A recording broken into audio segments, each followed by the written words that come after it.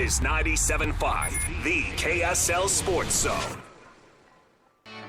Welcome back, welcome back, welcome back. Welcome back. Yeah, man, how you doing? You good? I know you like that. I know you like that. How long you been back, man? I see the girls in the club, they getting wild. Welcome into the Saturday Show, everybody. Hope you're doing well on this Saturday morning. I'm Jay Catch, co-hosting the show today alongside Alex Napoles. What's up, Alex? How's it going, man? It's been a busy week, huh? Oh, it's been an eventful morning already, too. That's the thing about this. So, yeah, it's been a busy week. There's no doubt about that. There's always things going on in the sports world. I have people ask me all the time this time of year, well, this is your downtime. I'm like, yeah, downtime. Wink, wink. It feels like it's always nonstop, it feels like. But the bigger thing is there's always something to talk about. And this week, it's been the draft. And we'll dig into this in a moment. We've had both the NBA and the NHL draft. Funny enough, the NHL draft continuing on. We're going to be joined by Kyle Ireland, who is down in Las Vegas. He got to experience the Sphere last night, where they're holding the NHL draft. The shots of it on ESPN, they look like a really, really cool deal. So we'll catch up with him at 11 o'clock and get his thoughts on how things are going with the NHL draft. But yeah, it's been a really, really busy week on that front. But before we dig into that, I like to do this to start the show. You got a highlight of the week for us. I think my highlight of the week this week, oh man, it's been kind of an uneventful week. I'm going to be honest. Okay. I haven't really been able to. I didn't really do much this week. If I'm going to go with highlight of the week, I will say it's the NBA draft. Just being able to sit down, watch it. That'll be my highlight. What'd you think of the 2-day thing, real quick? We'll dig more into this in a moment. It could have been done in one. Okay, well, fair enough. I agree with you on that. We got Parker, by the way. Parker, first time producing the show. So, Parker, what's up? Oh, not too much. Okay, well, you got a highlight of the week for us? Kind of trying not to set everything on fire. Hey, it's hard to do that in this circumstance. But you got a highlight of the week for us? No, not really. Okay. My brain is pretty focused on this, so I got nothing else rattling up in there. I can understand that. So highlight of my week, quite frankly, goes to my son. It's his 6th birthday today. Oh, happy birthday! Quite literally today. So he's number 2 of my 3 kids. Had a chance to celebrate. Had his birthday party yesterday. We were gonna have it today, but when it's a 10-degree difference, where it's 85 yesterday, it's supposed to be 90, whatever it's supposed to be today. We're like, you know what? We're gonna move that forward because he wanted to go to the pool. So we went to the pool yesterday afternoon, had a good time. So happy birthday to Colton. Getting big. It's a crazy thing. I've got kids that are now 8, 6, and obviously my youngest is 8 months old, but crazy, crazy times. Happy birthday, Colton. Yeah, so happy birthday to you, little man. All right, so let's dive in and let's start. I wanted to start in chronological order, but let's just say this way. I got here to the station and kind of pulled up social media. Apparently the Utah Hockey Club is all over the place right now. They're making moves, as they say. I think the best thing about all this was last night when Ryan Smith took the stage and was immediately met with boos. And he was like, you can't boo us. We haven't done anything yet. The best part, he ended up kind of doing the whole yeah, come on, let us have it. I love that. I love when people embrace what's going on. What a start to that draft for Ryan Smith. Yeah, so we thought about the whole situation with the NHL draft. And I wanted to go in chronological order, but I'm shaking it up. We're going to talk NHL here because the Utah Hockey Club is making moves. We'll get to the trades here in a moment because there's a pair that have come in already this morning that the Utah Hockey Club has made. But the fun part about last night was, yes, Ryan and Ashley Smith are up there. Gary Bettman's like, hey, welcome to the Utah Hockey Club. They're making the first ever pick, and immediately met with boos. It was like, yes, we can be the villain here. We like this. And then the best part was all the Coyotes fans in the crowd responding after he said it, and he was like, you took our team. Yeah. But well, your team doesn't exist anymore because your owner decided, you know what? I'm not fighting this fight anymore. Alex Morello stepping aside. Crazy stuff. There's no doubt about it. But you just look at this. It's a really, really fun time because we're watching a team be born. And I know that it's not an expansion team, so it doesn't have the same amount of signings and everything going on. But the fun part is we're seeing all of these different moving parts of a team that, what are we, conservatively, 500 yards away from the entrance to the Delta Center right there, here in our studios here at the Triad Center, is coming up in September. NHL hockey is going to be calling Salt Lake City home. And see it all come and so quickly and see everything kind of take shape, so like everything come to fruition so fast. It's amazing to see not only the community rally, not only to see people like Ryan Smith and everybody who's a part of the organization kind of come together so quickly, but it makes you excited. It gives you these feelings, this feeling in your bones of excitement and joy to know that we're going to have yet another professional team here, and we're going to be able to see this team start from scratch and kind of take their journey into this league. So I'm very excited for hockey, man. I am too. It's kind of funny. I have people ask me quite a bit, like, so how much have you learned about the sport and everything? I'm like, I'm still learning. I'll be very honest. And it's probably going to take some time. It probably will take actually watching this team playing and whatnot and kind of just getting to seeing the machinations of what the sport entails to really understand it. But it's a really, really fun time because we had Kevin Graham, and those of you who are longtime radio listeners will know who Kevin Graham is. He's done radio here like 3 different stints. He's been a program director all over the country in some of the biggest markets. We're talking Boston, New York. He was there when the Columbus Blue Jackets joined the NHL way back when. He was actually working in Columbus at the time. He's worked at KMBR in the Bay Area and worked with the San Jose Sharks. He knows what hockey can do for a market. And he came in studio yesterday with DJ and PK, and he said, I am super excited. And he called Utah the most underrated market in the United States. It's really cool to consider to have another professional franchise, one of the big 4. And it's nothing against the Utah Warriors, the Salt Lake Shred, even Real Salt Lake Utah Royals. Those are all professional sports, but they call them the big 4 for a reason. That means the NBA, the NFL, the NHL, and the MLB. We're going to have 2 of the 4 here, and it's exciting to think about the Delta Center being that much busier, having that many more fans walking through. And I'm excited to see, Ryan Smith's plan to kind of revamp the Delta Center and revamp this area around here.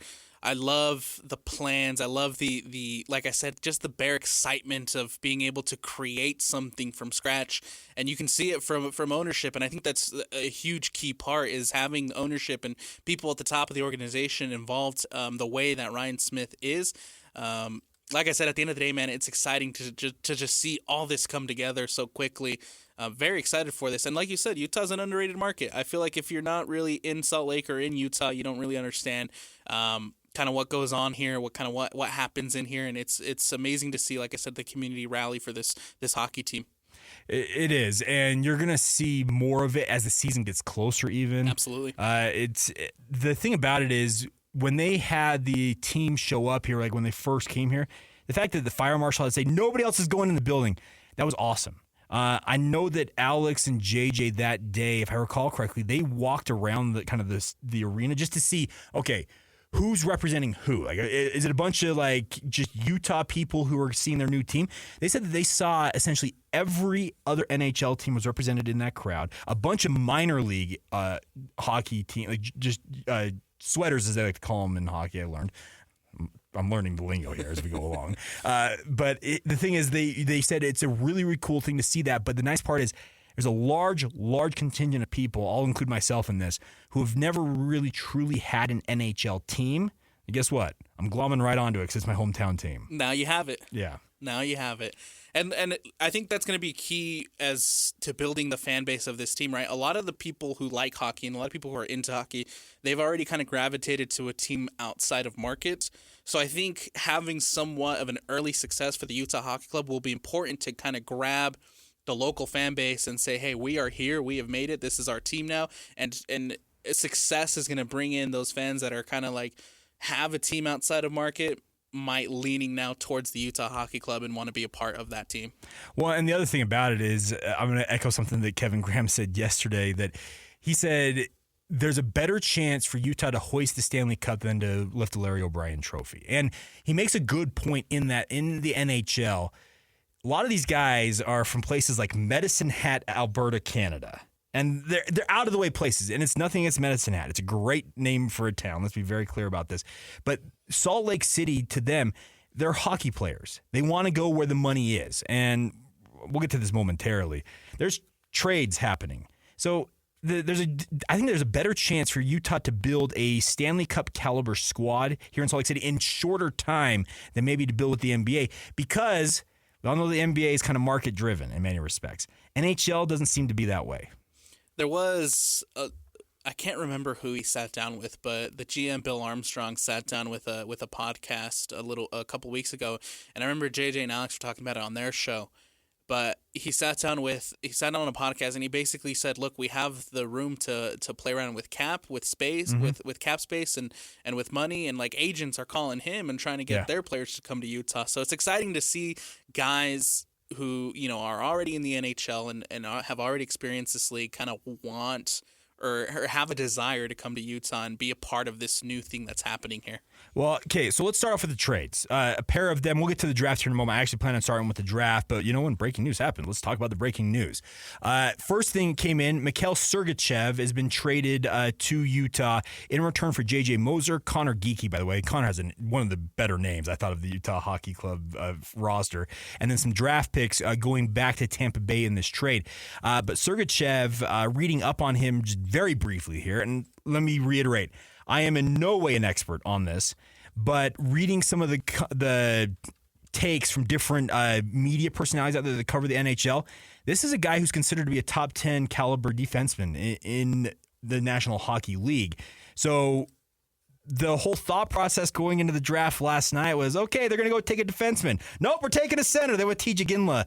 We'll get to Iginla here in a minute, but apparently they had idea, we're just going to trade for play now defensemen, and let's take the future when it comes to our attack. And so the first one, Mikhail Sergachev. The other one ends up coming in for John Marino. He is coming from the New Jersey Devils, and he is being traded for a pick coming up in the latter part of this draft today. Both of these guys in their prime, in theory, 26 years old on Sergachev, 27 years old on Marino. And if you look at the stats for this Utah Hockey Club, formerly the Arizona Coyotes last year, they were pretty good in attack, but very leaky on the back end. Their defense was not good. And if you can get guys, apparently defensemen of this caliber, that's a good sign for this club, and it's not even noon Mountain Time yet. So I'm a big believer in defense wins championships.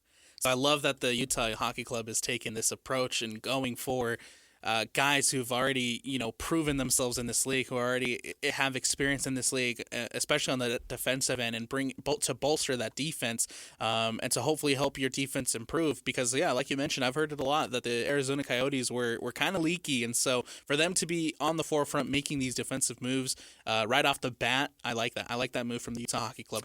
Now, so the overall trades here, let me run these down one more time. So Utah Hockey Club is traded with Tampa Bay and received Mikhail Sergachev in exchange for Connor Geekie, J.J. Moser, the 199th overall pick, and then a 2025 second-round pick. So that's the whole deal for Sergachev on that side of things. So giving up a bunch of pieces there to make it happen.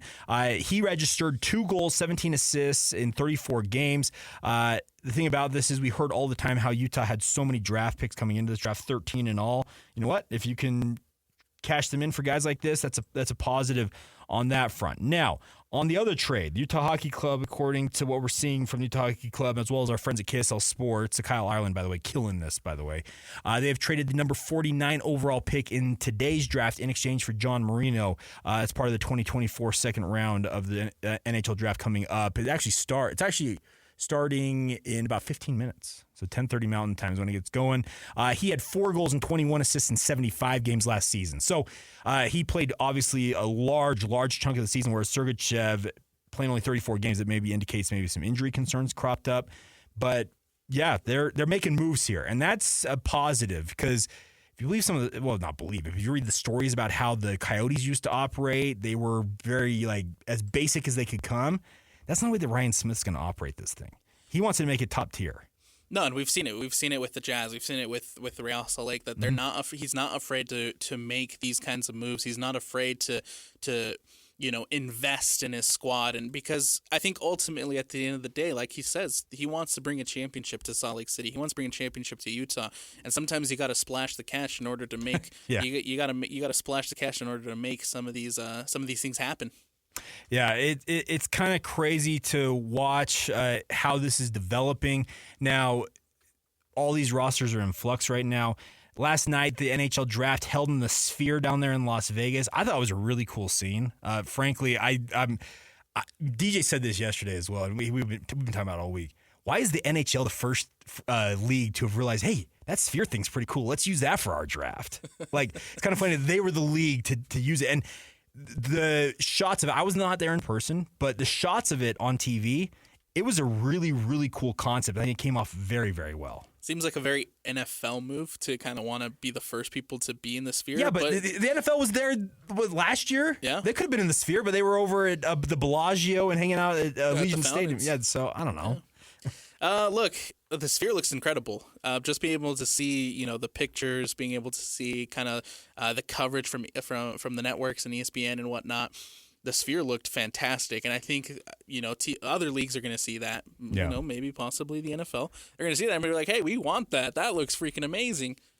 Well, and the other thing about it is you watch it, and the way the sphere is built, it's supposed to be an immersive experience. Well, the shots when they were kind of showing from the crowd shot angle, yeah, it's about as immersive as it comes because you're looking at that thing, you're like, wow, there's a lot going on here. And Parker, some people probably had to do it because they were showing recent draft picks for different teams and whatnot. And these pictures are popping up all over. But that's a really cool thing because it adds to the fan experience of all this. So the other thing about this, I will give the NHL credit. I admit I have not really watched NHL drafts in the past, if at all.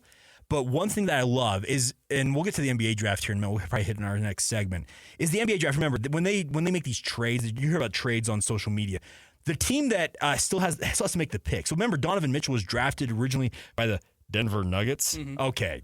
Oh, great. That's awesome. You know what I like about the NHL draft is Gary Bettman, the commissioner, gets up here, and they have the horn going off last night. We've got a trade. They lay out what the trade is, and then they say, hey, Team X, you're on the clock. There's none of this dog and pony show of, hey, the Denver Nuggets are selecting Donovan Mitchell on behalf of the Utah. Stop it. Dumb. Stupid. I'm glad the NHL has got that figured out. I think transparency like that is key, especially when in these moments of drafting these young guys.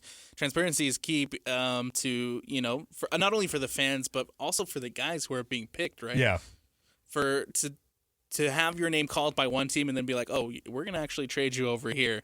And then there's uncertainty. Like, look at Walker Kessler a couple years ago where he got drafted by Minnesota, and then all of a sudden, oh, you're actually going to Utah. Yeah, and see, the funny about it is if you go back and look at the 2016 draft, 2017 draft, whatever, right in that, you look at the draft night picture, he's wearing a Denver Nuggets hat. Yes. He never once stepped foot in Denver outside of playing for the Utah Jazz in Denver against said Nuggets. It's so funny to me that's why the NBA is stuck doing that. Now, it may be something in their bylaws, I'm assuming, that necessitates that. Change it. Do what the NHL did. Announce, okay, we've got to trade. Team X and Team X are trading, and now Team X, you're on the clock. It was right at the tail end of the NHL draft last night. Not the Houston Oilers. Wow, that was a throwback. The Edmonton Oilers got back, and they got a 32nd pick, and they traded in. And Gary Bettman said, we've got another trade, and you could tell he's like, we've had a lot of action tonight. But then he announces it, and he said, Edmonton, you're on the clock, and immediately pops up to the. That's the way it should be. Don't make these guys wear a team that they're literally, in Walker Kessler's case, Minnesota Timberwolves. He's not going to be playing for him. He's going to get traded a week later as part of the Rudy Gobert deal. He's going to be suiting up for the Utah Jazz. Those draft night ones, make it so the team that they're actually going to be played for, they're wearing that cap when they have that picture taken. And it's weird when teams kind of show the videos of them being drafted up there with the commissioner, and then they're wearing some other team's logo. I think that's weird. It is. Now, so last night, the draft for the Utah Hockey Club, they stuck their spot at number 6, and I was sitting there, I'm like, all right, defenseman. And the way that the draft board had fallen last night is they had their pick of whoever they wanted. They had essentially everybody that had been rumored to be linked to defense-wise was like, okay, they're on the table. Who are they going with? And then just a shocker, we have drafted Iginla. And I will admit, I was like, Iginla, that sounds familiar. And then his dad is Jerome Iginla, who was an NHL Hall of Famer. He played for Team Canada when they won the 2002 Winter Olympic Games. Obviously, he held here in Salt Lake City. He actually scored 2 goals in the gold medal game of that win. But his son, a 17-year-old center, he joins the Utah Hockey Club. Now, you heard me right, 17 years old. About as young as it comes when it comes to the NHL draft. I would imagine he's going to be hard-pressed to join the Utah Hockey Club this year, but hey, when you have a dad who is an NHL Hall of Famer, it seems like a pretty decent bet that it's going to work out for this young man. When you have someone who has already been successful in the NHL kind of helping you with that transition, I feel like that helps out a lot. Hey, Dad, what do I do about this? Well, son, here's how I handled it. And the other thing about this is he's one-upped his dad. Because I went back and read it. Jarome Iginla was taken with the 11th pick when he was taken in the NHL draft. Well, his son can now say, hey, Dad, I got you by 5 picks. I was taking number 6. But they are the 6th father-son duo reading up on this to be taken in the first 15 picks of the NHL draft. It's cool to see this happening. And you mentioned it a little earlier on, I think, that having Ryan Smith up there kind of embracing the hate, as it were. It's just cool to see them up there, and this is a historic moment. Years from now, when you want to play a trivia game, they're like, hey, who was the first pick in Utah Hockey Club history? Well, if you were there and you're watching it, Iginla. You're going to know what that answer is because you watched it happen live. There was a lot of really exciting moments, I think, overall just in this draft, and there was, I think, 3 picks before when Beckett Seneke, I think that's how you say his name. Yeah, I remember how to. I know you're talking about because where he was just absolutely mind-boggled that he got taken third. The Anaheim Ducks took him, and he stands up and. Let's put it this way: if you read his lips, he mouthed the word we can't say on the radio because he was floored. They was taking number 3 overall. He was surprised because he's a forward as well, and the Anaheim Ducks, similar to the Utah Hockey Club, were rumored to be taking a defenseman. And they decided to go. They decided to go with a forward, and yeah, he was very surprised. I think moments like that is what makes draft night for any team, for any sport, so unique and so what's the word I'm looking for? So amazing to watch, so incredible to watch. Is just seeing that reaction of this guy who's now going to be playing professionally, and when he least expected it, he didn't think he was going third. He had that reaction, and it was just such a beautiful moment for me to watch on TV. Yeah, and so the funny thing about this is I love stories that come out of connections guys have. So the Iginla thing, and we'll get to Beaudoin in just a minute. And I trust me, if I'm butchering these names, feel free to roast me online. I need to learn right alongside everybody else. But Iginla actually played in the WHL last year alongside current Utah forward Dylan Gunther. So the connections that these players have, because they played in these, they call them juniors, the junior hockey leagues they've come up playing in. You guys have played against each other and played with each other for so long. It's cool to see these guys embracing one another. I think I saw a clip last night of Gunther reaching out immediately after the trade happened. No, not the trade, the pick happened and saying, dude, you're coming to stuff like that. You're like, okay, yeah, there's a real human element to this that's really cool to see. Yes, absolutely. And like I said, it's just moments like that for any draft that just make it so unique and so awesome to watch. Yeah, so the other pick, so later on in the draft, so by the way, the other thing about the Iginla thing is his dad was a star, like club legend for the Calgary Flames. Calgary Flames were locked in apparently on taking Iginla. What does Utah Hockey Club do? They take him, and I saw some people retweeting stuff from Flames fans. Screw Utah. You know what? They're already booing us at the draft, and now the Calgary Flames aren't a fan. I can get into this. Can we make Calgary our first rival? Well, hey, Greg Wrubell is a Calgary guy, play-by-play voice for the BYU Cougars. He's a Flames fan. Like Greg is when he used to work in this building, I was an intern 15 gazillion years ago, it feels like at this point, working here with him. His desk had a bunch of Flames gear. And that's how I found out. I'm like, you're Flames fan? He's like, yo, I grew up in I'm like, okay. So yeah, why not? And the best part about Calgary, there's a very, very strong LDS connection to that area of Canada. Alberta, a lot of LDS population in that area. So there you go. We made our first rival last night. It could be pretty fun in that regard. I think Vegas is going to be very natural for Salt Lake and Vegas to have a rivalry, but it's the I-15 corridor, and I know that it's across the border in Canada, but it's right in line. Why not? Embrace Calgary, embrace Edmonton. They're going to be part of this. Let's do it. I'm all on board with it. I'm so excited for this hockey season to start, man. It's going to be pretty fun. Now, so later on in the draft, I was sitting there watching. I was on my couch, and we're watching it go down, and I'm like, okay, we'll see what the rest of the first round holds. And all of a sudden, social media comes alive. Utah's trading up. And they make a trade to go up to the 24th pick. They end up taking Cole Beaudoin, and he has another connection to this state, as it often does. His dad played one season for Salt Lake with the Utah Grizzlies in 2001 and 2002. So, once again, human element. If I'm not mistaken, I think that one year that he played for the Grizzlies, Teach's dad was also there. Was he? I think I saw that on social media. Don't quote me on that. Okay, well, but the thing is about this is you're finding these connections. And yesterday we had Josh Doan, obviously, who's a legend, the Doan family with the Arizona Coyotes, obviously extending over.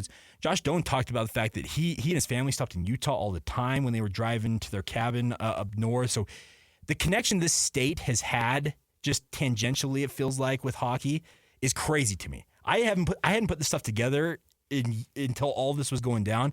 But it's cool to see stuff like this happening because it's going to, I think, endear this club to the Utah fan populace pretty quickly here. Now, the biggest thing that can endear yourselves, win. Just win, baby, the famous Al Davis quote. This team looks like it's building something here. Now, there's obviously going to be challenges, and the trades, do they work out? Do the guys that they drafted, are they going to be able to contribute day one? I would think not, just how young both, in the case of TJ Iginla as well as Cole Beaudoin, they don't seem like to be the ready-made come in and play right away types. But this club, it's already got fan interest in it, and the next thing you got to go do, prove you're competitive, prove you can win. Absolutely, and I think that's going to be huge to, like I said, bringing in a fan base quickly is having somewhat of success, having a little bit of success in the NHL, and especially in the early goings. Getting a couple of good, decent wins under your belts. I think that'll really draw people who are kind of like on the fence, and it'll really draw in your crowd, and it'll really bring in more attraction to this Utah Hockey Club. Now, the one other thing I will add before we take a break here. There was I forgot to retweet it. I wanted to highlight the person who made this tweet, but and I apologize if I screw this up. But essentially said, "Hey, look at this," because when the Utah Hockey Club traded up, they traded with the Colorado Avalanche to get that 24th pick. And I said, "Hey, look, another Denver area team helping out a Utah franchise get a star player." Who knows if Beaudoin ends up being a star player, but hey, if you look at this. We've seen him before. Rudy Gobert, 27th pick, the Jazz purchased that pick from Denver. They end up trading, obviously, Denver took Donovan Mitchell as part. So, you know what? Denver area teams apparently want to help out Utah-based franchises as well. All right. We're going to talk about the NBA coming up next. I want to talk about the picks that the Utah Jazz made. I didn't expect them to make all three of their picks in the NBA draft, but alas, it's exactly what they did. We'll dig into that next right here on 97.5, the KSL Sports Zone.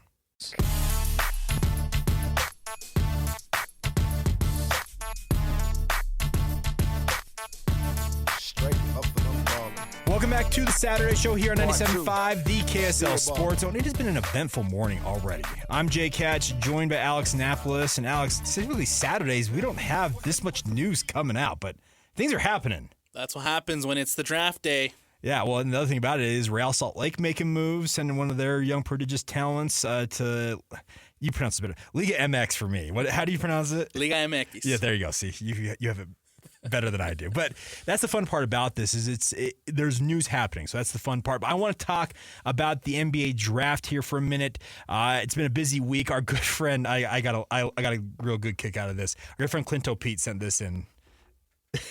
It says, are there any more drafts this week? I'm drafted out. It's this cat's like, oh. You're not wrong, Clint. And I hope you're doing well, by the way, friend. But the thing is, it's been a busy week on that front. There's absolutely no doubt about it. But it's been a fun week. Now, NBA draft. Obviously, the Utah Jazz had 3 picks. Had you asked me entering the draft, the chance the Utah Jazz were going to use all 3 of those picks, I would have said 10%. We talked about this last week on the show. Yes. I think you were 50-50 on it. Yep. I was like 30%. I'm like, there's no way. Well, you know what? When the draft board falls the way it did for the Utah Jazz, I guess maybe sometimes not making a move is the best move you can do. And as such, they get 3 players.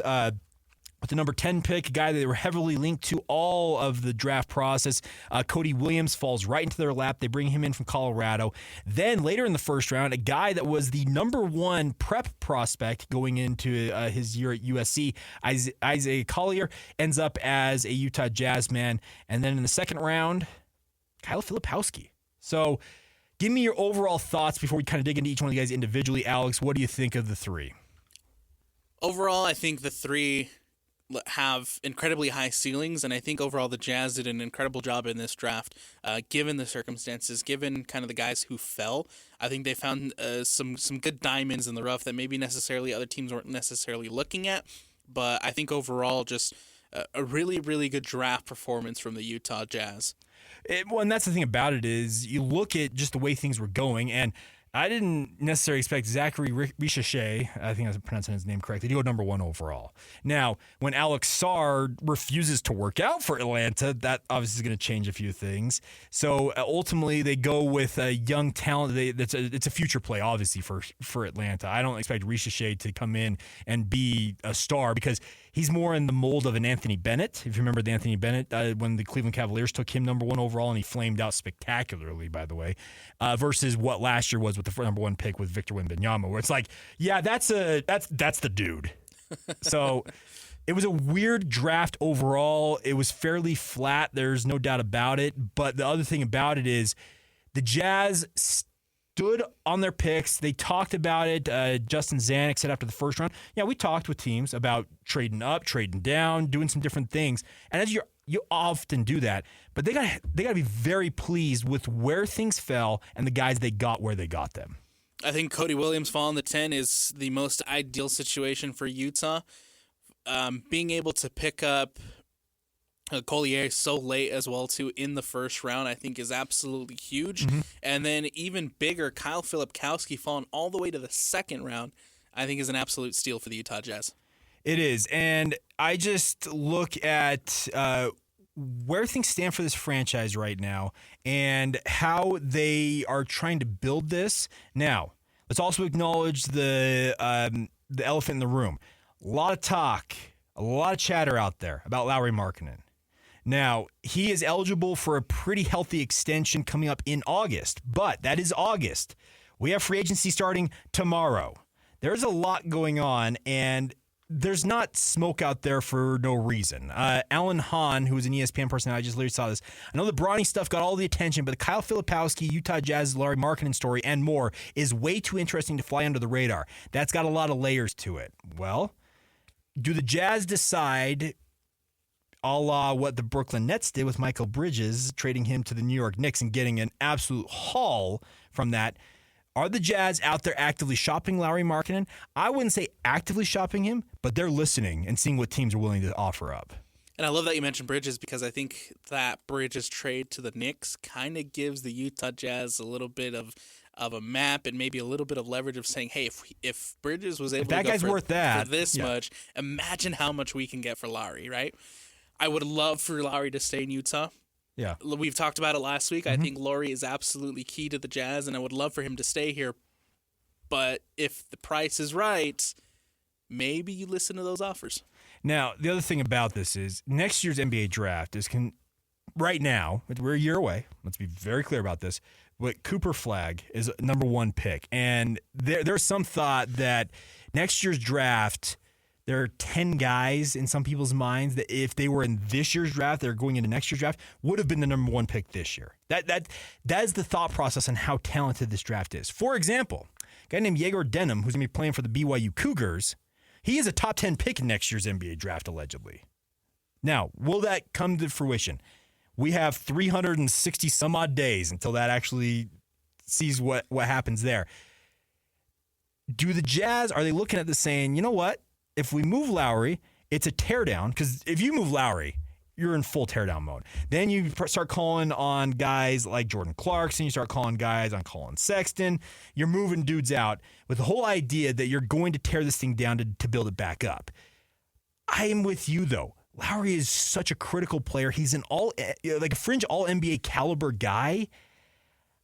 I don't want to see him go because I just think he's an incredible player and he could be a nice piece.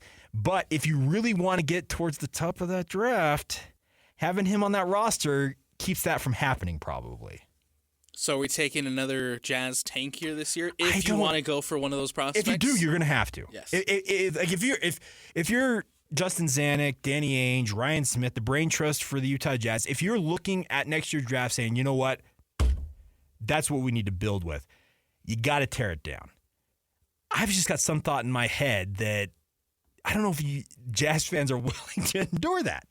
Does that make sense? Right. No, absolutely. Especially after what we've seen the last 2 years, right?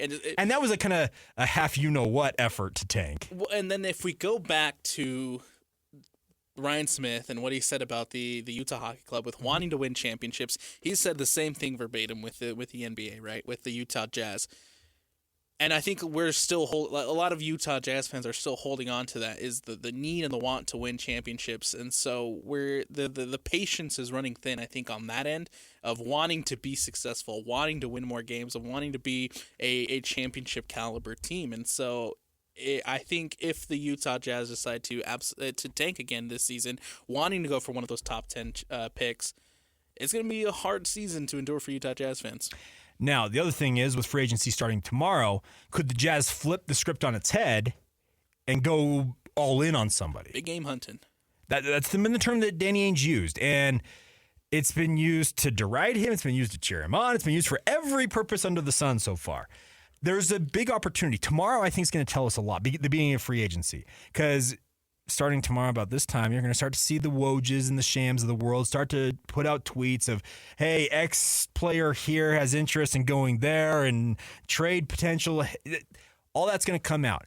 If the Jazz are going to go big game hunting, well, it's going to start happening tomorrow. And the true big game hunting meaning they're going to go out and, yeah, we brought in 3 guys via the draft, but we're going out and get another piece to put around Lowry, let these guys grow up alongside them and build it that way. There's 2 different paths here that I think the next week and change will tell us which one they're going to take. Well, and then if you watch the ESPN broadcast of the NBA draft, Woj spoke about Lowry and spoke about what it would take to move on from Lowry for the Utah Jazz, and he says that it's going to take a great deal to pry Markkanen out of Utah.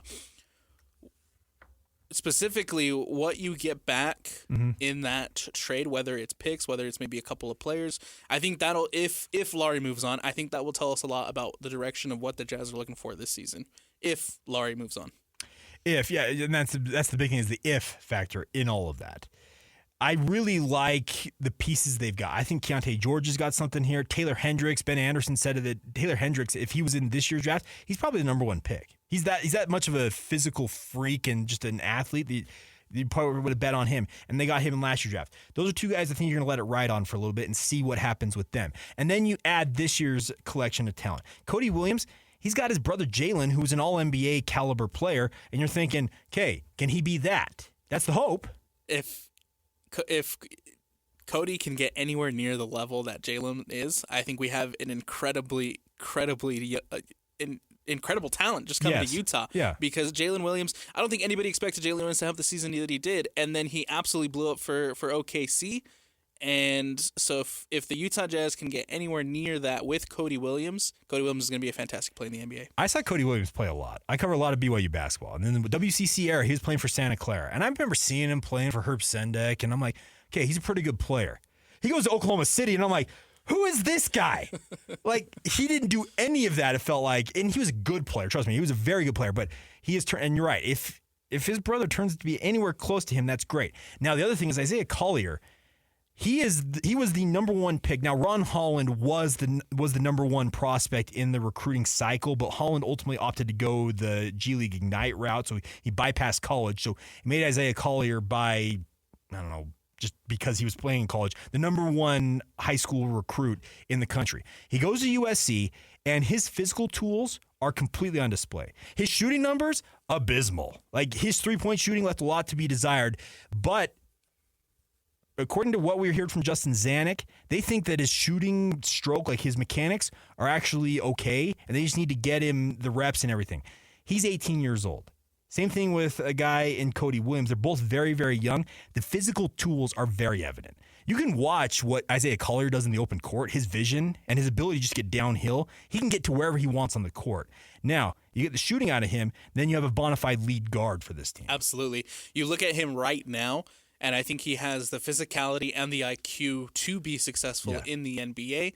Got to work on that shooting, though, for sure. He's got to be able to play off the ball. Yes. Right now, with his ability to see the court, his ability to pass it, he is a lead guard right now, but you need the shooting to come along. Because guess what? NBA teams and these scouting departments are so good that they're going to be like, all right, this kid can't shoot, so guess what we're going to do?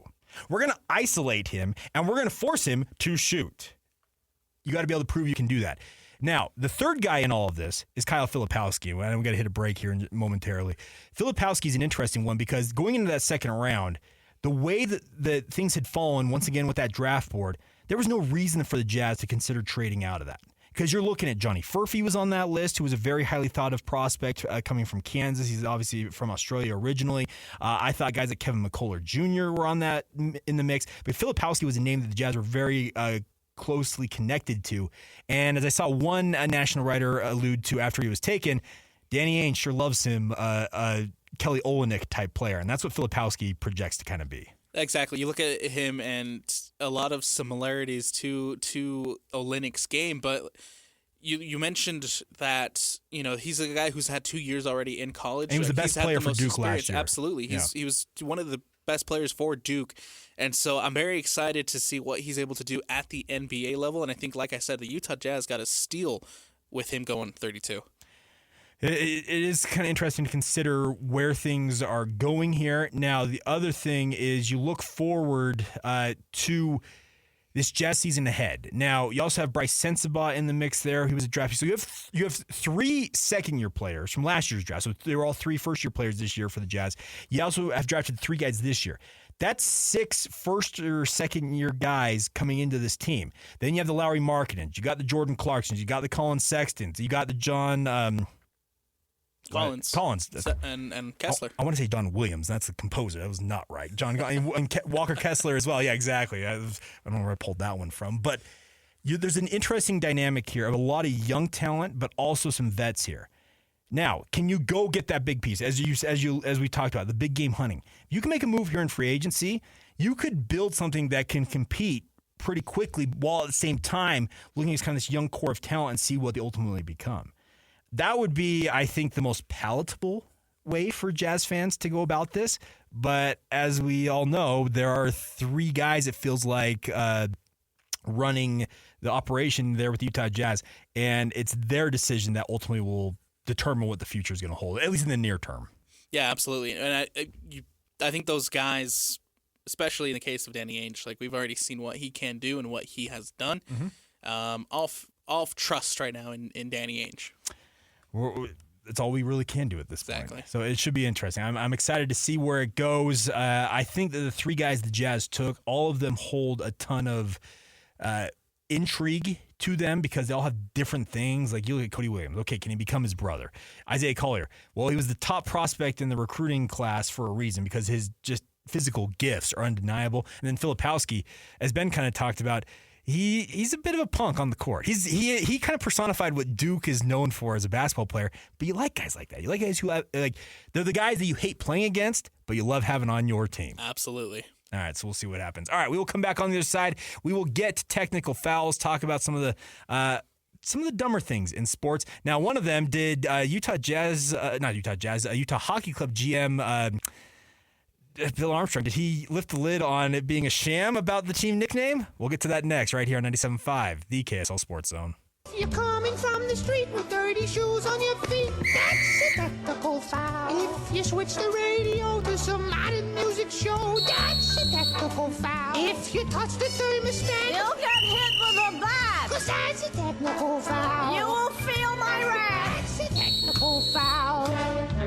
Personal foul, 69, offense. He was giving them the business. A technical foul. Welcome back to the Saturday Show here on 97.5, the KSL Sports Zone. As you heard, it is time now for technical fouls. And Alex, last night as the NHL draft was unfolding, a comment from Bill Armstrong has got Utah sports fans upset. I feel like it was a little overlooked too. It was just kind of like thrown in there. People were just like, "Oh," and then they kind of circled back. A couple on hours later, they were like, "Wait a minute! Did he just say what I think he said?" Yeah. So he made a reference to I think he was talking about Iginla being a member of the Utah Yeti. Now, does that mean it's a done deal? Has it all been a farce with this fan vote? Don't know. But it was interesting that he just dropped it. It's like it wasn't like, all right, here's what I'm going to do, guys. I'm gonna just preempt all of this. He just dropped it in, and it makes me think that there may be something to this. Look, and it doesn't seem like that, is just kind of like an accidental slip or anything. Like maybe it was like a little brain slip, like, oh, I probably shouldn't have said that. But it does seem like, they're ready to. They've already picked out a name, maybe, possibly. Yeah. Who knows? Now, the technical foul would be that if they already from day one. 'Cause remember when Ryan Smith for the very first time went on Pat McAfee's show, he talked about I like the name Yeti. He said that on Pat McAfee's show. If it's been all for engagement purposes and just to get fan interest up to have this and it's all a farce, that's where the technical foul will lie. Great marketing ploy, I guess. Yes, it would be. Now, I have a family member who came into town earlier this week and we were talking about the Utah Hockey Club, and they said they can name it anything. If they name it the Utah Venom, I can't live with that. And I'm like, I'm with you on that. I want it to be the Utah Mammoth. I think the branding for that would be absolutely awesome. We do have mammoths that lived here in Utah alongside Lake Bonneville for eons ago, obviously. But if it's going to be the Utah Yeti, so be it. But I am Team Yeti. Okay. I think Christian convinced me a little bit. Our guy Christian convinced me a little bit. The Outlaws. So I'll be happy with either or. Okay, the Outlaws. You reserve that one for the baseball team. That's just me. That's what I'm reserving that one for. I think that would fit more with the motif of being summer, playing baseball outdoors. That's my only thought on that. All right. Speaking of baseball. Yes, go with this. Okay, you want to talk about coaches being stupid? Let's go to Texas. Go ahead. So earlier this week, there was the Baseball World Series. College World Series. College World Series. Mm-hmm. And Jim Schlossnagle, who was asked by a reporter in the post game about a lucrative job that was opening up, and he tore up that reporter. So there were rumors out there that he may be up for the Texas job. Texas just let their head coach go.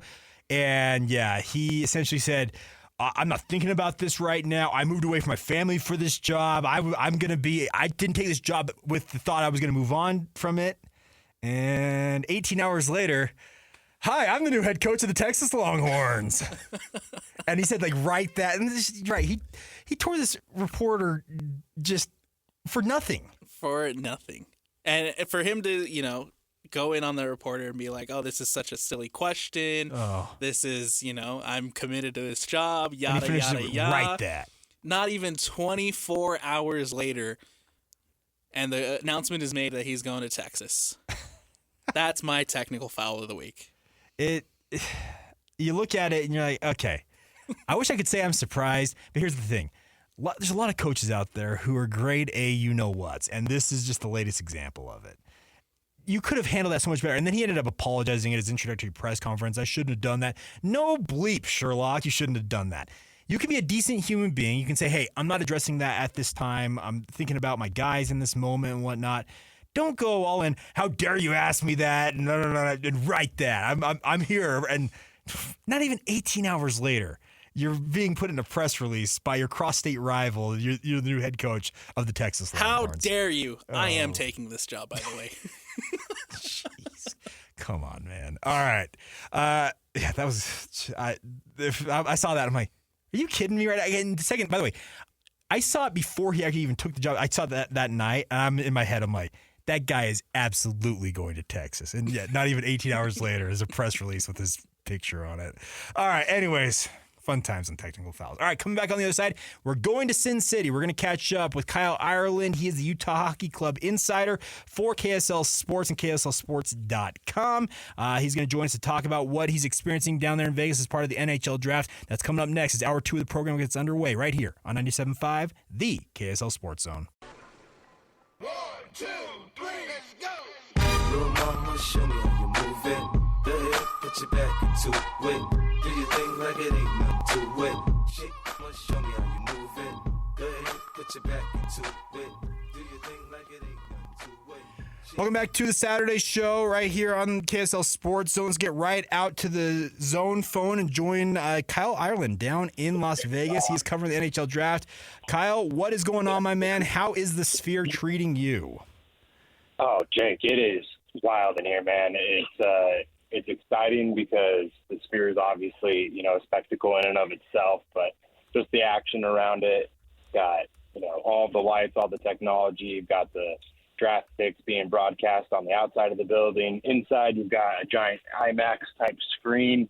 And then you've got, 15,000+ fans in here watching this event. And you've got, even going into the middle of day 2 here, we've got, a bunch of prospects and their families coming out of the crowd, going down to the stage. So different vibe than, what we've seen in Utah in the past with like the NBA draft and especially like the NHL draft. The environment is just so different here, and I think that it's really exciting for fans. But yeah, no, the vibe of the Sphere itself is immaculate.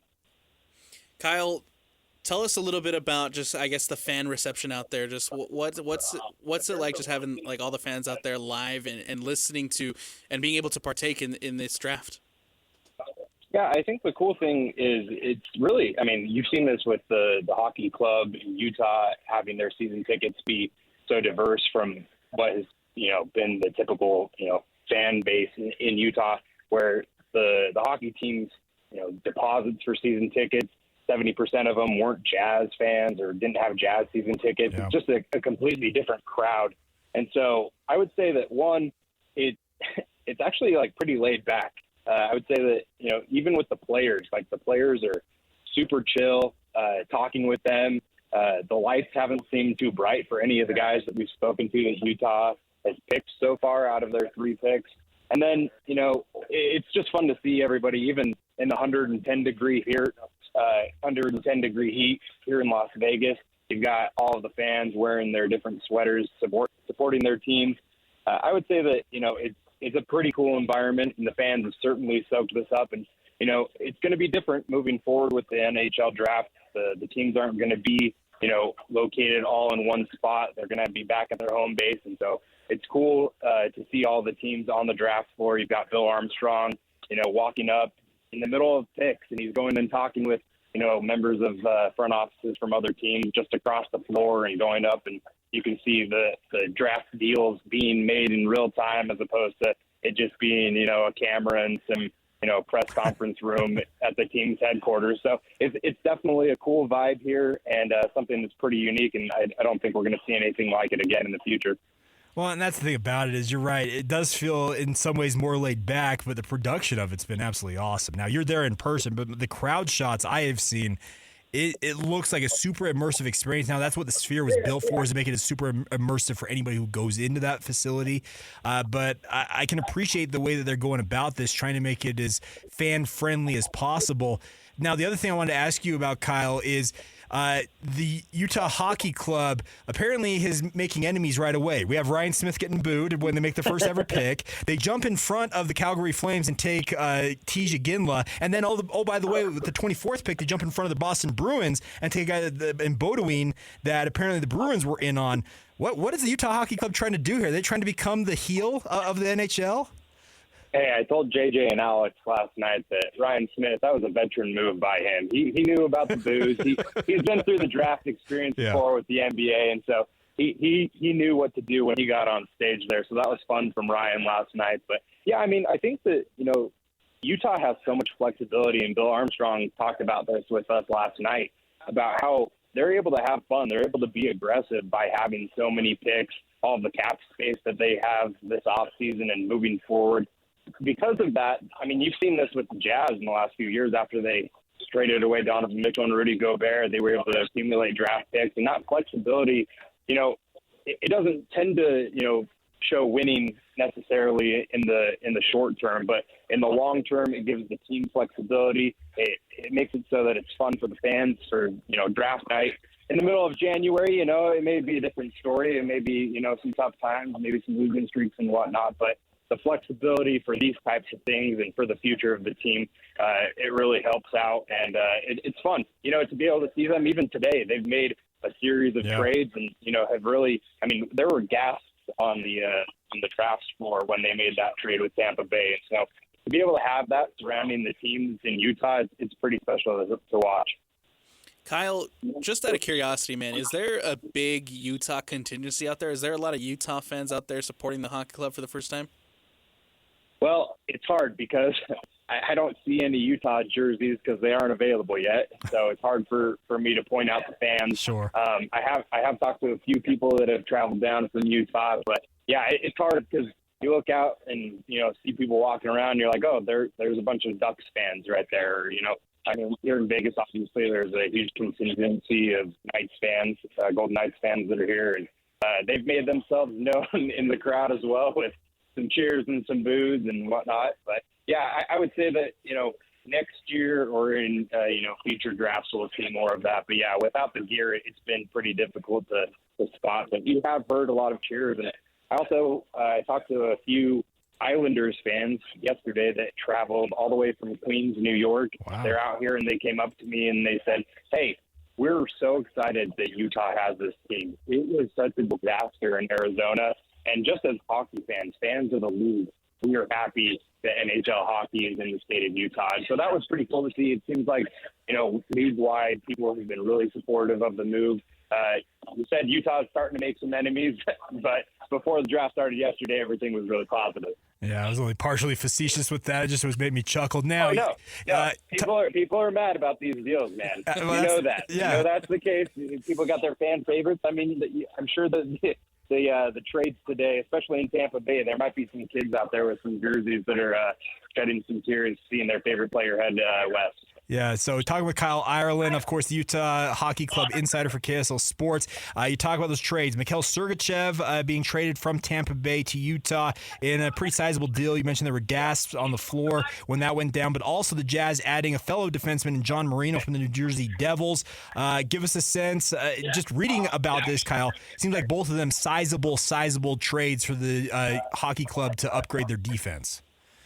Yeah, and that was a clear need for this franchise moving into their inaugural season in Utah. Going into the week, didn't have any veteran defensemen signed. You've seen the team make a series of moves, and especially yesterday, it was shocking as they took Iginla with the first pick there with number 6, because a lot of people thought that was going to be a defenseman. So kind of going along with Bill Armstrong's comments that he talked about earlier in the week before the draft, he said that he planned to address it in free agency, and we're seeing that he's addressing it with these trade moves as well. And so obviously those guys both fill a need, but you mentioned Sergachev there. He's a 2-time Stanley Cup winner with the Lightning, and so he knows what it's like to win at the highest level. He's done it. He's been there. He's a veteran presence that can come into Utah that is a really young and youthful roster. These guys need somebody to look up to. I am wondering, and I have heard around the media room, did Utah give up too much to make that deal with Tampa Bay? And I guess we'll see moving forward because, guys like Moser, they're young, they're talented. They obviously gave up some draft capital as well, but Utah has, draft and youth at its disposal. And so, like I said, with that flexibility, these are the kinds of moves that Bill Armstrong and his teams they're going to be able to make this offseason, next offseason, and for a few years because of what they've done tearing down this roster and trying to build it from the ground up over the last 4 years. All right, so looking forward now, the moves they have made this morning with draft picks, that one just went down. They just they just drafted another defenseman, Thomas Lavoie, if I'm pronouncing that correctly. So it sounds like you're right, Kyle, not Alex. I'm talking with both of you, but nonetheless, they are making moves here to upgrade this squad. Now, this prospects camp that's coming up, Kyle, starting on Monday, that's going to take place up in Park City. Are you expecting any of these guys to be a part of that are being drafted this weekend? Yeah, so the 2 guys that were taken yesterday in the first round, they're going to be heading over to Utah tomorrow. They are going to be able to – we're going to meet with them and Bill Armstrong again tomorrow morning in Salt Lake City, heading back on a flight tomorrow morning, and we'll be able to talk with them around 11:30. So that'll be good to chat and catch up with them again. But, you mentioned the camp getting underway. I expect that the majority of these picks, as well as the picks that Utah's had in the past couple of seasons, it's going to just be a lot of youth, and those guys are going to hit the ice in Park City for a few days, and then we'll see, for the first time, some Utah Hockey Club players take the ice at Delta Center on Friday. That scrimmage will be exciting and fun for the fans to be there. But yeah, it's pretty interesting to see. I've actually got to hop off, guys. Okay. I've got the latest Utah draft pick. He's walking up right now, and he's going to talk to us. So I'll have to let you go. But yeah, exciting times here for the hockey club. Thanks, Kyle. Talk to you soon, man. Thanks, Kyle. Appreciate it. All right, there you go, Kyle Ireland, and yeah, he's working. We're just bloviating on air today, but he's actually interviewing guys and getting content. And by the way, he's absolutely killing it. If you're not following KSL Sports, our social media feeds, he is just absolutely, he's all over the place. I couldn't. By the way, on a personal note, couldn't be more excited for a guy like Kyle. He's been grinding away, doing what he's been doing for the digital team for a long time. To be able to kind of get his own beat and have this be his own, couldn't be more excited for a guy like that. He kills it. Talked to him once before at a RSL game, actually. Yeah, he trust me. Very nice guy. He's covered everything at this point, working for the digital team. He has been like the jack of all trades, and you have to have people like that in your organization. But the thing is, he wanted to do this, and the coverage down there. By the way, and let me also acknowledge this real quick before we take a break.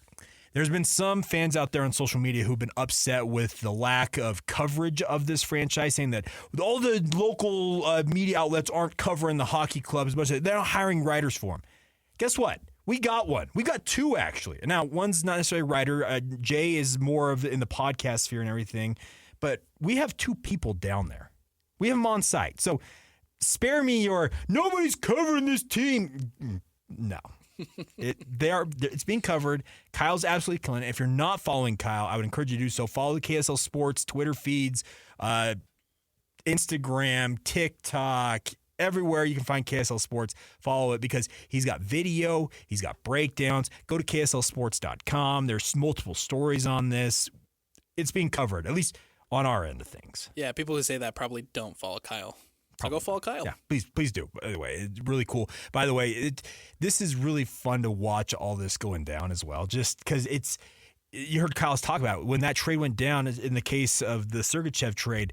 That's a back-to-back Stanley Cup winner. Now, reading a little bit more up on this, he is entering, I got to pull this up here one more time. So he has an average annual value on his contract of $8.5 million against the salary cap, and that move is going to allow, apparently, the Lightning to go and potentially re-sign captain Steven Stamkos. Now, Stamkos, I'm not necessarily the most up-to-date NHL fan. I don't proclaim to be an expert. I know who Steven Stamkos is. He's one of the guys in NHL I've known about for years. So this could be a move to allow them to get him re-signed. But at the same time, major pickup here. Now, the other part about this is this deal for Sergachev. He's entering the second year of an 8-year contract extension. He signed with the Lightning in June of 2022. And oh, by the way, he had a no-trade clause that kicked in starting July 1.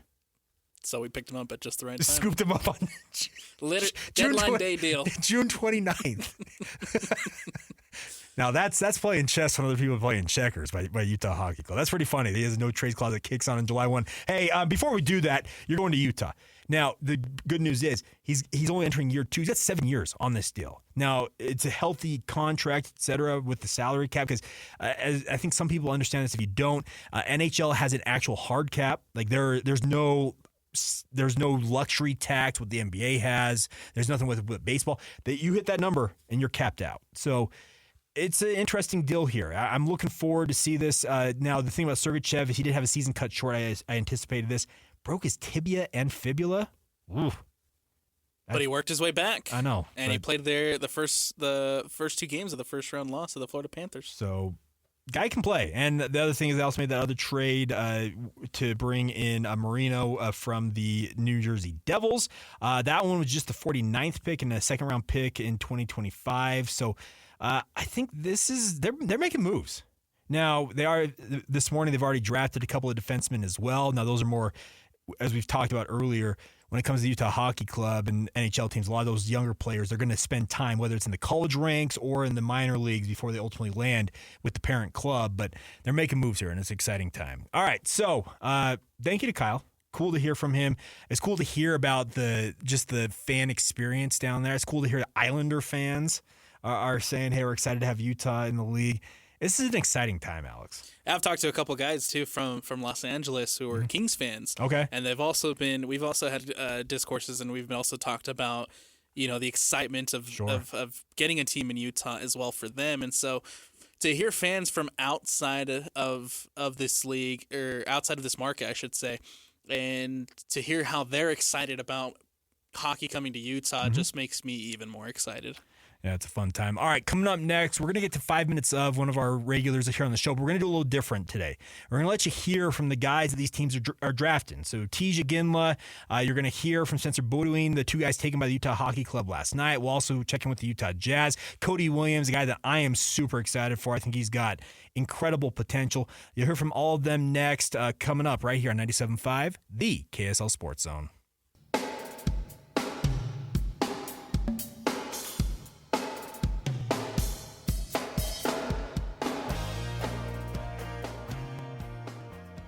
Welcome back to the Saturday Show here on 97.5, the KSL Sports Zone. Jake Hatch, Alex Napoles breaking things down, and it's been a busy week on the draft front, Alex. Like, nonstop, it feels like. We spent the first part of the week getting ready for it, and then, like, the last 4 days, including today, it's been all draft all the time. Well, and then you have all the trade news and everything that's kind of going on, not only in the NBA front, but as well as the NHL front. And so it's been a lot to take in for sure. It's been a busy, busy week for us. Yeah, no doubt. So I want to let people hear from the first two picks, as it were. So the guy's taken first in the draft. Now, Cody Williams, we talked about him a little bit earlier on. I'm very excited for this kid. He's really young. He's 19 years old, but he's got the bloodlines. He's got an older brother who is showing what potentially he could end up being. And you can tell that this is a driven young man. So I want to let everybody hear from his media session. He talked to the media shortly after he got drafted out there at the Barclays Center in Brooklyn. So here you go. Here's what he had to say after he was taken by the Utah Jazz in the NBA draft. Let's get out to the zone phone. The Jazz just tonight made him the number 10 pick in the NBA draft from Colorado. Cody Williams here with us on 97.5, the KSL Sports Zone. Cody, congratulations. How are you doing? Thank you. I'm doing good. Just enjoying the moment right now, so I'm soaking it all in. Cody, did you work out with the Jazz? What was that pre-draft process like?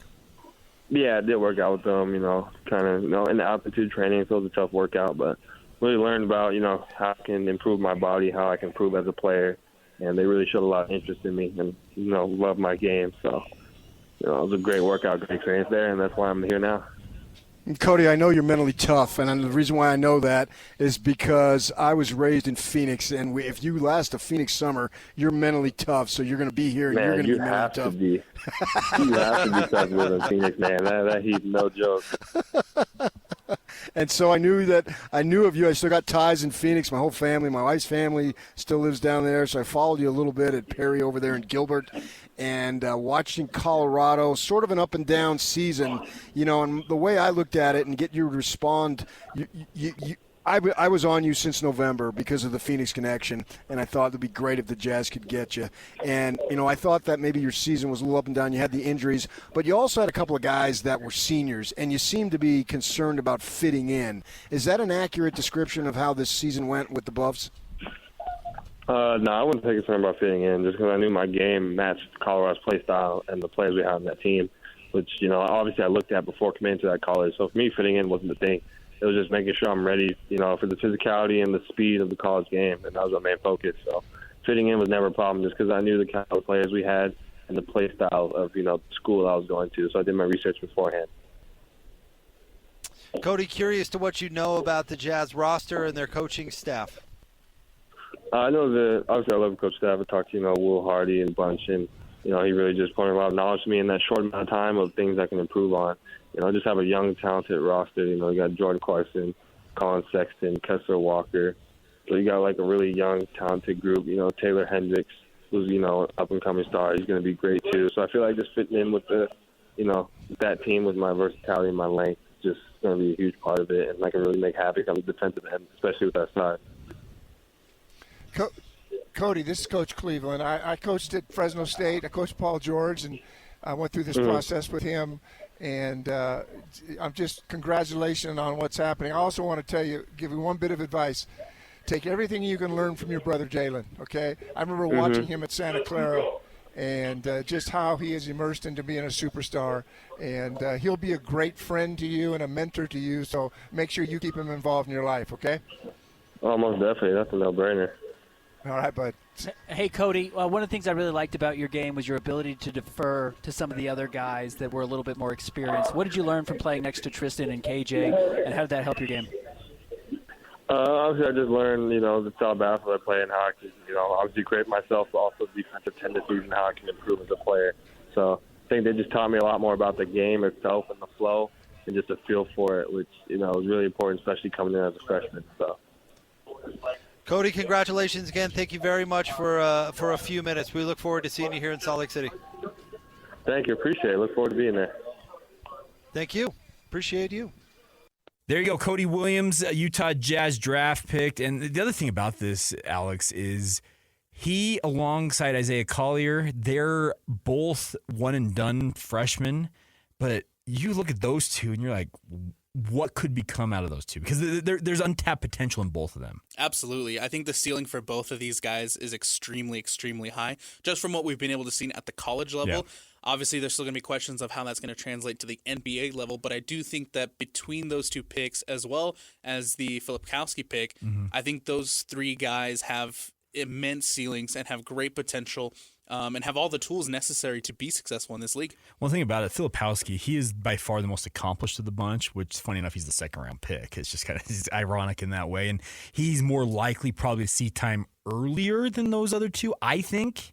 I was talking with Ben Anderson. I think I mentioned this earlier. I was talking with Ben Anderson on Jake and Ben yesterday, and we came to the conclusion that, yeah, he's probably the most accomplished of the bunch because he's played 2 years of college ball, and he was the lead guy for Duke last year. I think that he has the better chance to play early, quote unquote, than the other two, but doesn't mean that the other guys can't step up because we've seen, remember when Donovan Mitchell's example, he's the 15th pick. He comes in and like a week into the season, the coaching staff was like, yeah, give him the ball. Look, and I think we're going to see something similar with Filipkowski. I think he's going to surprise a lot of Jazz fans just how great he will be in this league, how good he will turn out to be in this league. He's, like I said, these guys have all the tools to be incredibly successful. Filipkowski, I think, is an absolute steal going in, falling to the second round. Yeah. So I think the Jazz got some good picks coming in. Well, and I think that's the reason why the Jazz kept that pick is they saw the pieces were still on the table. Like, you know what? We're not trading that. We're going to go take somebody. We'll see what happens. All right, so flipping over to the NHL side of things. You talk about young players. He's much younger than 17 years old. Iginla, his dad is an NHL Hall of Famer. I'm still learning my sports apparently today. But when your dad has bloodlines like he has, he won the gold medal here in the United States in the 2002 Winter Olympics here in Salt Lake City. Jerome was a legend, apparently pissed off all of Calgary that Utah swooped in and took him ahead of the Flames. But this is a young man, I think that he has been raised. He understands what the standard is of playing in the NHL. Now, you want to talk about seeing guys early? I was reading last night that 3 years maybe before we see him suiting up for the Utah Hockey Club, and at that point it may be the Utah Yeti, as we had a certain general manager allude to last night. What do you think? I think similarly to kind of like bleeding it over to the NBA draft, similar to what we see with Williams, this is a guy who is going to come in and he has people with the knowledge of how to play in the sport, right? His dad, obviously, we talk about being a superstar in the NHL back in the day. It's a similar situation where he's going to learn from someone who's already been in that situation. He's going to learn from someone who's already been there, knows what it takes to be successful, right, in the NHL. And so, look, like I think a lot of us are still learning about hockey, or a lot of us are still learning about this sport, and just seeing the excitement of the people on social media and online makes me excited for this guy. Yeah, well, and the other thing is Tyler Beaudoin, the other forward, apparently seeming all gas, no brakes with this team, because we all thought, reading the mock drafts, they got to go defense. Got to get a defense. What do? They take two centers. It's like, okay, so we're going to just score. And there's a philosophy out there. You score about enough points, nobody can keep up with you. Now they say offense is the best defense in some ways, but we'll see what happens. I'm with you. We're still very much learning the ins and outs of this sport. Like, I'm having a great time learning about it because it has been highly entertaining. The times I've been able to see hockey played live, it's never been at NHL level. I've seen the Grizzlies play, obviously, in the ECHL. I've watched the club teams college-wise here a little bit as well. It's a really fun sport live. And the fact, it's still in many ways surreal to me that like come September, we're going to have NHL hockey like that's ours here in the state of Utah. It's a really, really cool thing to imagine. Absolutely. Like I said, I'm excited. I'm with you there. I've, only watched the Stanley Cup Finals because I was like, you know what? I might want to get caught up. Hockey's coming to Utah. I might as well get caught up and get excited about this. And look, the Stanley Cup Finals were incredible. With Edmonton coming back from 3-0. So having the opportunity to watch the Stanley Cup Finals and then learning from those games, I'm excited, man. Hockey in Utah is going to be fun. Yeah, it will be. All right, we will come back on the other side. We got trade news happening all over the place. And we'll talk about one that affects, the soccer club that we have going on. We'll get to that next. We wrap up this edition of the Saturday Show right here on 97.5, the KSL Sports Zone. Tej Iginla, newest member of the Utah Hockey Club. Tej, welcome to Utah, man. I know you're in Vegas, but welcome to Utah. Thank you very much. I'm thrilled to be part of Utah for sure. Tej, just first of all, your reaction to the selection. I'm sure it was just a dream come true. You probably didn't really care or focus on who it was, but what's your reaction, A, to getting drafted, and B, for it being the Utah Hockey Club, the first pick ever in franchise history? It was super exciting. I think just to hear my name called, and I don't think it's fully sunk it in yet, but I've met with the Utah management and stuff, and they're super nice, and I'm so thrilled. I lived in Colorado for 3 years. Obviously that's one state away, but I'm super happy and super pumped to be selected by Utah. Hey, Tej, Kevin McCluskey here. I have an interesting question, I feel. You're traded from Seattle to Kelowna. You had 6 goals 2 years ago, and I believe your dad is part of the ownership group in Kelowna along with Bruce Hamilton, who I played with in the 70s in Muskegon a long time ago. And your coach, Chris Mallett, moved you to the wing, and then all of a sudden you just start lighting it up. How did that move help you, obviously in production, but what was the thought process behind it? And what did you do well, and how did you adapt to that? Yeah, sorry, are you talking about the move from center to wing, or are you talking about from Seattle to Kelowna? Well, Seattle to Kelowna and then center to wing, so both. Yeah, so, I played in Seattle when I was 16, and it's hard in that league, the WHL is a 16-year-old, but, there's some adversity for me that year, but ultimately at the end of the year, I was moved to Kelowna. I got a little bit more opportunity there at the start of the year, and then I think the work that I put in over the summer and in the year as well as a 16-year-old, I think helped me to kind of take off a little bit when I got my chance. Do you think they're going to want to let you live there on the outside, scoring goals on the outside, or do you want to go to center? What do you want to do?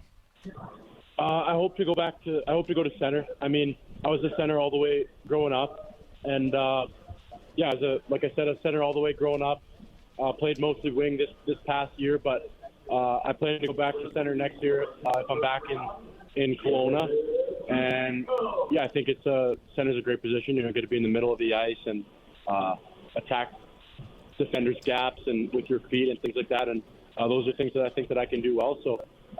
But at the end of the day, it's good to be able to play both. But, I'm hoping to play center. There you go, Tej Iginla talking with the media. And the thing about this is there's an excitement that you can tell. He's a really, really young player, but he's kind of born and bred to do what he's doing.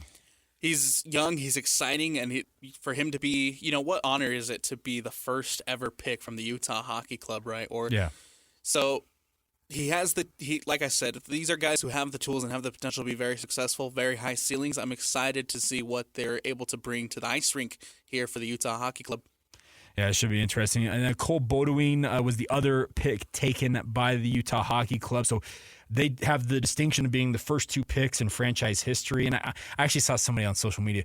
Well, they were the Coyotes. Okay, folks. The thing is, they purchased essentially the franchise away. The Coyotes, it's gone the way of the earth, for lack of a better term, because literally Alex Morello, their owner, has stepped away from even trying to rebuild the club. So we'll see what happens with that.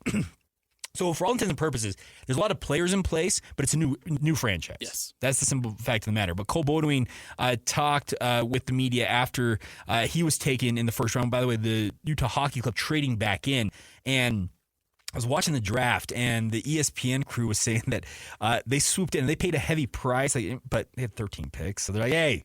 And they swooped in front of the Boston Bruins to take Cole Beaudoin, and apparently making some moves here that people thought were fairly smart. So let's let you hear from Cole Beaudoin and what he expects to do as a member of the Utah Hockey Club. Cole, thanks for being with us, man. Congrats on the draft. Yeah, thank you. I appreciate it. It's super exciting. Go ahead, JJ. No, I was going to ask first. We know that your dad played here for a year in Utah. Just curious if you had a chance to talk to him yet about it, and what was that like, knowing he played here for a year and now you get to come here and eventually start your NHL career here. Yeah, I haven't had the chance to talk to him too much about it, but I know he loved it there, and honestly can't wait. So I'm super looking forward to it, and I just can't wait. Hey, Cole, Kevin McCluskey here. First of all, welcome to Utah. It's a fantastic place. You're going to love it. I'm assuming you're coming out for the rookie camp on Sunday, starting Monday. You are revered as the hardest worker in the draft, a big, strong kid. So we know the things that you do well. What are a couple of things that you'd like to improve in your game? Yeah, I feel like just working on my hands and getting them smoother, getting them softer. I think that's something that I'm already working on and going to continue to work on over the summer, and I think that'll help me a lot going into the next level. So, and I'm at the net a lot of times, so just getting pucks up and tight on goalies. Just working on my hands. It seems like a pretty cool thing to watch other clubs kind of almost fighting over you. We heard word that Boston may have wanted you, and then Utah said, no, thank you, we're going to take him first because we like him that much. How is it to know that a team moved up in the draft and gave away some draft picks because they liked you so much? Yeah, it's obviously a huge honor to know that they wanted me and traded up to get me. It's incredible, and I honestly just can't wait. And I've been looking for this moment since I was a little kid, watching all the drafts, and just dreaming of getting drafted. So I honestly just can't wait. We've seen the videos of you putting in the work in the weight room, and that's obviously a key part of your success and what you've been able to do. A lot of guys out there are skilled, and even some of these guys in the draft are skilled, but they may not spend as much time in the weight room as they should. Why have you fallen in love with that aspect of training, and why has that been important to you to be good at it? Yeah, I feel like that's part of my game, being the strong kind of power forward player that I am, and that's, like you said, preparing and going to the gym early and stretching out, rolling out, and then having a good workout and kind of finishing all my workouts and just saying that I got better that day, and that's something I do every single day. And obviously, love getting better, so love being in the weight room and getting stronger and faster. So being stronger and faster. One of the things we've heard about you is you're very adept at tipping pucks. You get your stick on the puck a lot. Obviously, you got to be around the net to do that. Do you relish the opportunity to battle, the London Knights defenseman or the Saginaw Spirit defenseman? Do you like being in front of the net and being around the blue paint? I love that. That's part of my game. That's me going in the corners, like you said, and I'm playing that hard-nosed kind of hockey, and I'm getting to those dirty areas, getting to the net, battling with those defense, and then, like you said, tipping pucks, whatever it might be, banging in a rebound. That's part of my game, being that strong power forward player that I am. A lot of players that have a father that played in the NHL or played professional hockey, it seems like that their path would be a little easier for them or whatever, but I'm sure you've had to really fight and battle and earn your way to where you're at. At what point did you fall in love with hockey for you? Not just because your dad played or because people expected you to play hockey because your dad was good. When did hockey become a passion for you? How did you develop your love for it? Yeah, I'm a very self-driven person, so obviously having my dad along the side has been amazing, but I feel the past kind of 5 years I've really dedicated myself to the game of hockey. That's just me, like you said, going to the gym or doing an extra run, shooting pucks, whatever it might be. That's just me wanting to not only get drafted to the NHL, but play in the NHL and getting that end goal of lifting that Stanley Cup. There you go, Cole Beaudoin. And Alex, the biggest thing is it feels like if you're supposed to take defensemen, you think, okay, we're going to go with two forwards. We're going with two centers. High-scoring offense, maybe, coming up for the Utah Hockey Club. And then reports out there that Mikhail Sergachev has been traded for by the Utah Hockey Club. So maybe the whole thought was, let's get some young attacking talent and go and trade. Now, Sergachev is a Russian professional playing for the Tampa Bay Lightning. So he's got a background because the Lightning have been one of the better teams in the NHL in the recent past. So maybe the whole thought process was, let's go get proven defensemen that can play now, because a lot of that with the NHL draft is you're drafting similar to the NBA, but even more so, they're going through the minor league system. They're like being taken to kind of go the baseball route, where they go to the AHL or the ECHL and work their way up that way. And in many respects, a lot of them are still playing college hockey for another year or two. So, maybe the thought process was, let's take the young talent, the best player available, for lack of a better term, and then we'll go ahead and trade for the actual players that we can play right now. Because Sergachev, just 26 years old. Which I don't necessarily mind that approach, because they have time to develop, they have time to grow. But you bring in guys on the defensive end who have already had the experience. They already know what it takes to, be physical and be good in this league. And so I kind of like that approach in allowing your young guys to kind of grow into it while bringing in that experience on the defensive side to make sure that, hey, you're going to have a solid defensive team for your first year. All right, coming up on the other side, we'll talk about some more trade news, a big move for Real Salt Lake, and one I think it's kind of interesting to consider. Shocking. Yeah, we'll get to that next as we wrap up this edition of the Saturday Show right here on 97.5, the KSL Sports Zone.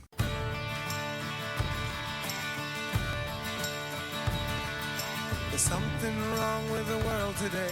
I don't know what it Wrapping up this edition of the Saturday Show here on 97.5, the KSL Sports Zone. Jake Hatch here, Alex Napoles there. And Alex, you and I obviously do a lot of stuff with the Real Salt Lake broadcast we do here on the KSL Sports Zone. And we've been talking a lot about RSL adding to their attack, not losing from their attack, but it is transfer season, and one of the young talents that Real Salt Lake brought in is apparently already on the move and going south of the border. Breaking news earlier this morning from Tom Bogart of Major League Soccer. Fidel Barajas for $4 million heading down to Chivas de Guadalajara of the Liga MX.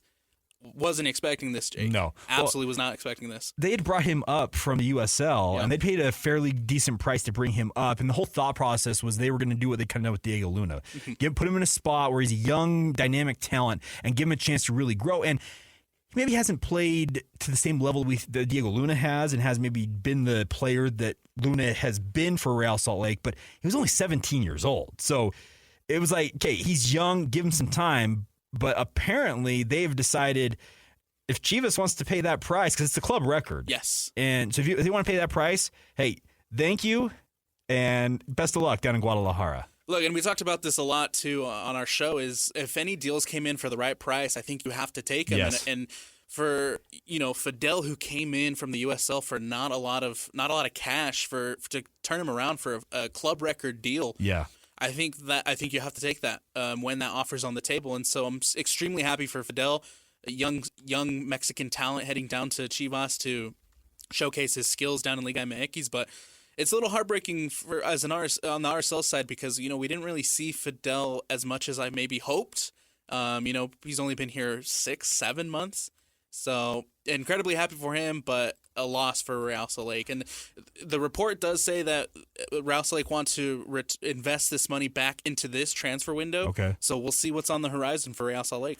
Yeah, it's interesting because he's played in the Mexican youth system, obviously. So he's, I guess, I say pledge allegiance, but he's pledged whatever. He's going to be playing for the Mexican national team and playing down there in Liga. I can't even pronounce it like you do. Liga MX for me over here. But the thing is, he is a dynamic talent, and going to a place like Guadalajara, they're going to give him a chance to play. Yeah, for sure.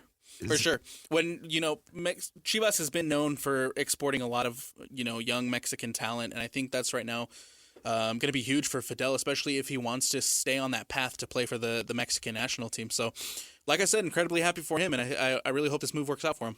Yeah, we shall see how it goes. And, of course, RSL's back in action on Wednesday night, their annual Independence Day game, the night before Independence Day. Fireworks out there at America First Field. We're looking forward to that one. All right, well, Alex, thanks for coming in, man. Thanks for having me. Big thank you to Parker for producing today, as always, as well. We will be back next week here on the Saturday Show, but keep it locked here on the Zone all week long for plenty of coverage, reacting to the NBA and NHL drafts, and plenty more to come as we track everything going on in the sports world here in Utah. This has been the Saturday Show right here on 97.5, the KSL Sports Zone.